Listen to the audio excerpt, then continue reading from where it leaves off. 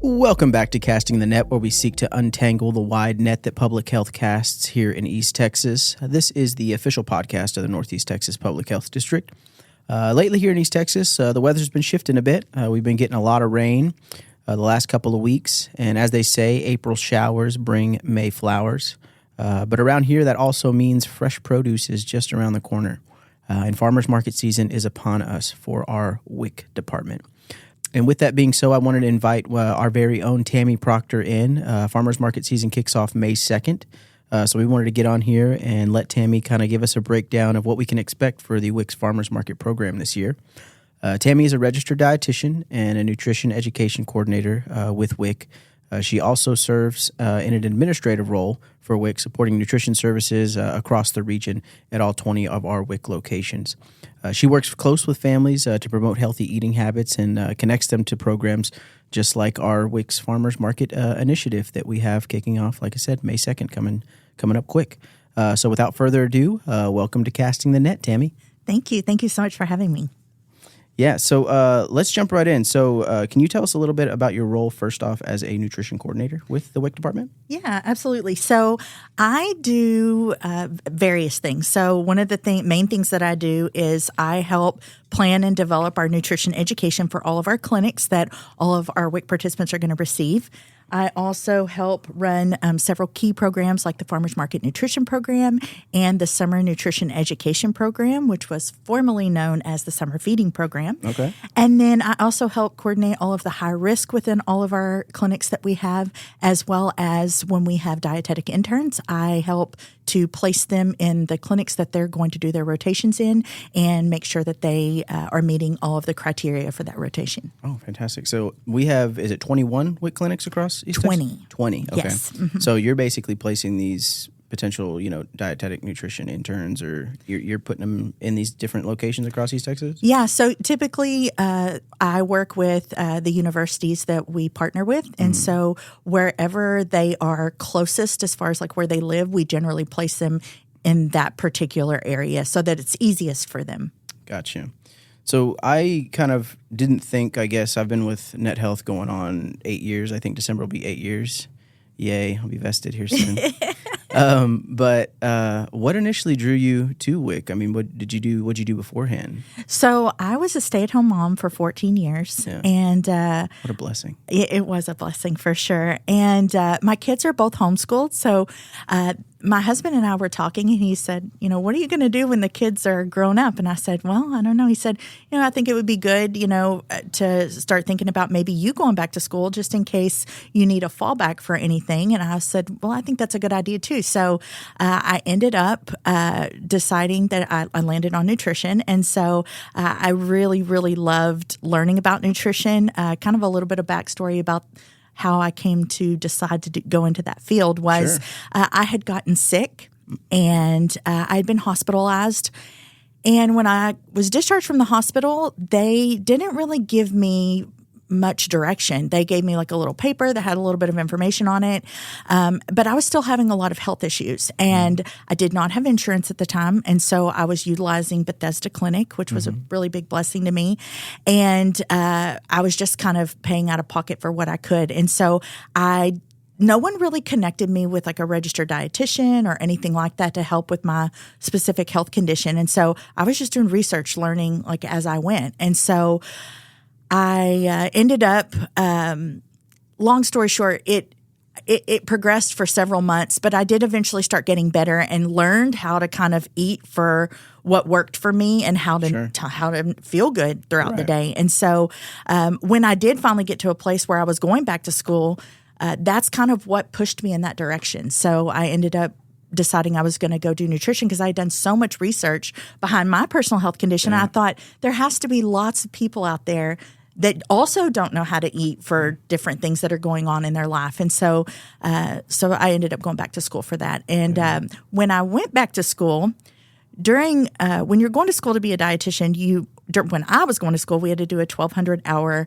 internship that came alongside our bachelor's degree.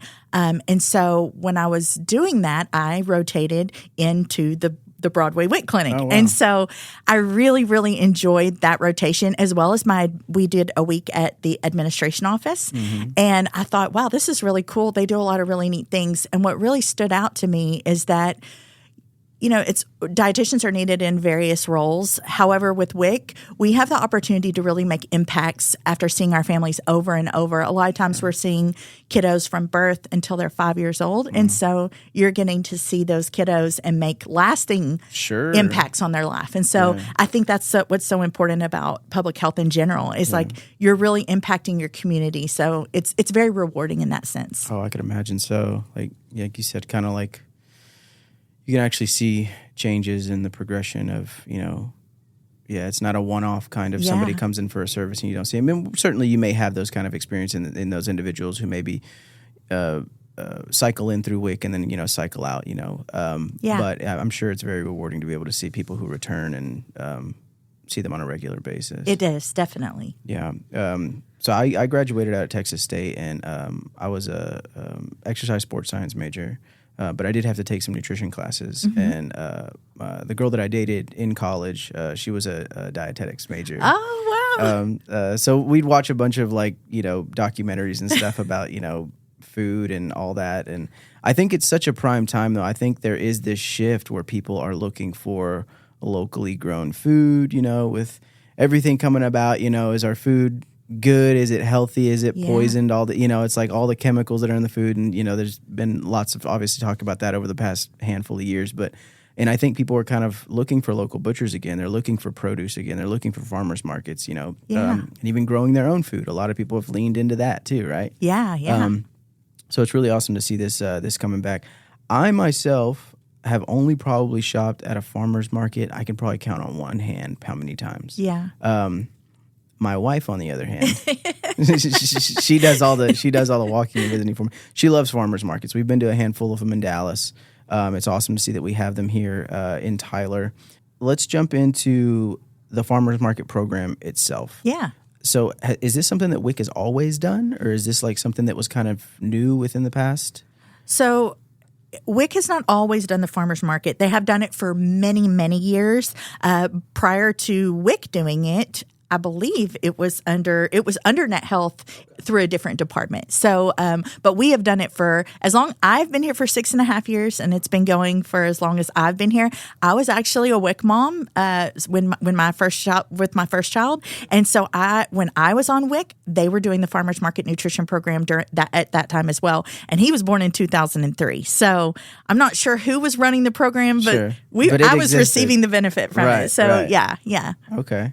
So somebody who's heard about or who hadn't heard about it or maybe hearing about the WIC Farmers Market Program for the first time today, how does that work and how do families enroll to be able to kind of receive benefits for this? Yeah, so it's actually really simple. So as long as families have current month benefits, they are able to come to any of the participating markets and they go to the WIC booth, and when they go to the WIC booth, they'll go up to our staff, and our staff will determine if they're eligible. And there's a couple of ways they can do that. They can either bring their shopping list from their WIC benefits in. That will show that they're eligible. They can show us their MyWIC app. That will also do the same thing. They could also bring their WIC card with them. We do have our computers there, and so we're able to look up and make sure that they have current month benefits and find out if they're eligible. And as long as they have those current month benefits, then they're able to receive those farmers market vouchers. They do have to be within a certain category, so they have to be pregnant, breastfeeding, postpartum. They also could be a child from the ages of 1 to 5, or we also issue benefits for infants over 4 months. So as long as they do that, they receive $30 worth of vouchers for every participant that has current month benefits. Oh, wow. So if it's a mom and 2 kiddos, she's going to get $90 worth of vouchers. Wow. So it can really add up. Sure. Yeah, that's no chump change. That's a significant amount of funds there to buy produce.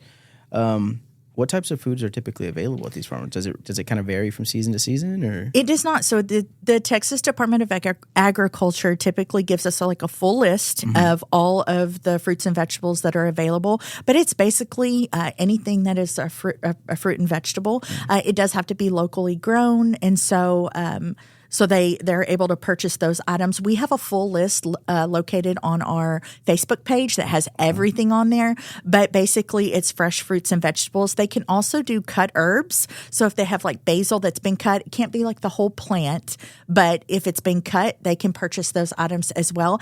And they have something new this year, which is really exciting. If the farmers are offering it, they have the ability to purchase blossoms and stalks of plants. And so that would be like celery, sometimes broccoli stalks, and different blossoms that are on plants. If the farmer is selling them, they can also purchase those items as well.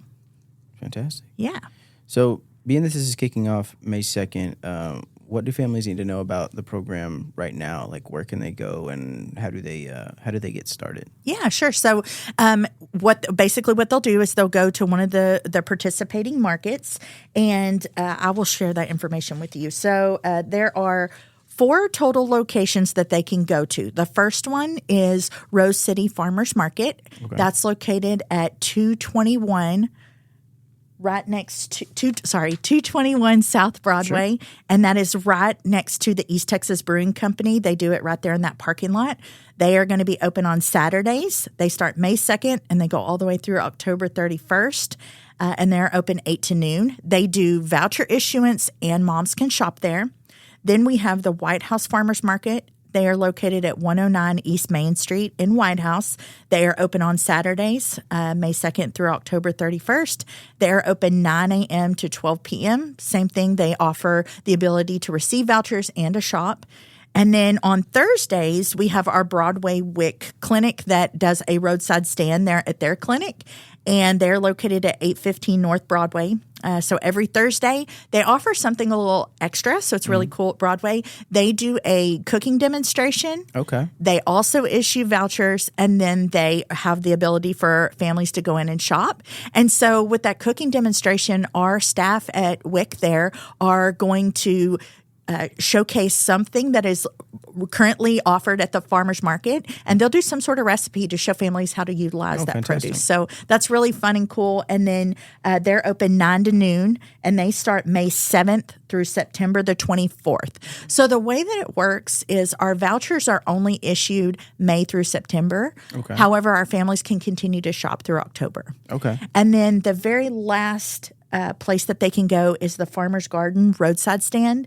They are located at 19854 County Road 366 in Winona, and they're open on Wednesdays and Sundays from 4 to 7 p.m., and they are a redemption-only site. So we don't issue vouchers at that site, but families who have already gotten their vouchers can go there and shop. What would you say to, say, a family who may be hesitant to come down? Do you maybe see any participants who may be hesitant to come and take advantage of the program? Yeah. And if so, what would you tell a family who may be hesitant to do that? Yeah, so I think anytime you're doing something new, it's like, oh, I'm not really sure how this works. I don't know what to do. But I would encourage families to take the jump. I mean, it is a really great benefit for them to come out and receive this extra $30 for each participant that has those current month benefits. The farmers are super nice. They want you to purchase their produce, sure. So they're excited about that. Our staff is really excited about being there. Our staff really love being at the farmers market. There's just something about being outside. It's like really nice. And so our staff really enjoy that. So they're there to help you. They want to help you, and they will walk you through the whole process. They will get you, they're able to look up your information, find out if you're eligible. They're going to give you a handout that's going to give you all the information on how to use your benefits. We have a whole flyer that tells you step by step what to do, and then you're able to go shop at the farmers market. We also provide a little recipe book that's part of the nutrition education that we provide with our families to kind of showcase how to use that farmers market produce, and then they get a little shopping bag that goes along with that to go shop for their produce. I was about to say, what are some? That was my next question. What are some tips that you would give to, like, say, a first timer coming out? Oh, okay. So I have some really good tips, I feel like. So first tip I would say is shop early. Okay. They run out of produce, and so you get the best selection of the produce if you get there early, especially when they start offering fruit Fruit sells out really, really quickly. Our moms are really looking for fruits. And so, they're very seasonal. Peaches, aren't available all the time of the year. And so when they're available, you want to get there early. Okay. The other thing I would say is think about just trying something new. There may be some things that look a little different. I always like to use the example of squash. Squash comes in multiple varieties, and sometimes it can look a little weird, but honestly, it basically is squash. Yeah. So if it looks a little different, it's still squash. You can still prepare it basically the same way. So think about utilizing whatever they have at the farmer's market. Just think about different ways you can use that. And if you're not sure, if you will talk to the farmer, they typically, they're eating their produce. Right. They will tell you the best way to prepare it, and they're usually really happy to do that. So, that's a couple of tips I always like to share with families. The other thing I like to share is just keep in mind that produce is seasonal. So, there's different things at different times of the year. So, you're not going to get, you may not get strawberries at the end, in August, whereas closer to like May and June, you want to look for those items early on in the season. So just be thinking about that as they're shopping, that produce is seasonal. And I don't know if you have this information. How do you go about picking the farmers that are going to participate, say at Broadway? Right. So, so they do have to be a part of a farmers market association in order to participate. Currently, we just have the two farmers markets, White House Farmers Market and Rose City Farmers Market. And so as long as they participate in the farmers market association, then they're able to participate in like our Broadway WIC clinic roadside stand. They're able to participate there. A lot of the farmers do not only work at the at the farming, they also have other jobs outside of that. Some of our families, that is their sole source of income. Sure. So it kind of depends, but I've offered it to all of our farmers, and currently we have one that is able to participate on the Thursday. So, being that this is such a benefit to the children, and that's one of the the goals is to try to get children to eat more produce and, fresh vegetables and fruits. You got any tips for getting kids to, the little one, she's Eden, our newest baby, she's 7 months, and we just started kind of giving her a little bit of like puree, Yeah. They say food before one just for fun. Yeah. So it's like, we're trying to introduce her, but do you have any tips for getting kids to try vegetables and stuff like that? I mean, babies, little ones like that. Anything. Yeah, basically, you just offer a variety of foods. But for kiddos, a couple things I typically recommend is when they're going to the farmer's market, let them pick something out.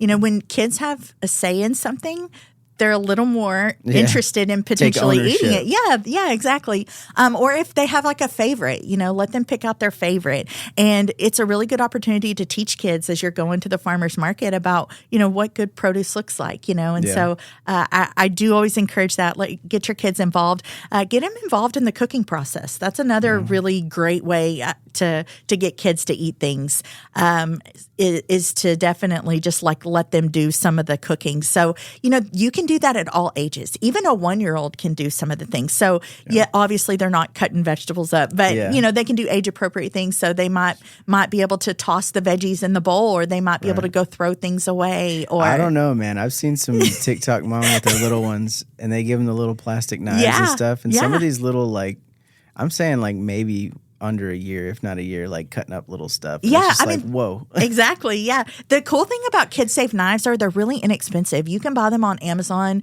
typically for about $4, and so they're really cheap. And definitely, I think it depends on their developmental their level, whether or not they're able to do that. But I think if your kiddos are able to do it, get them involved any way you can. Heck yeah.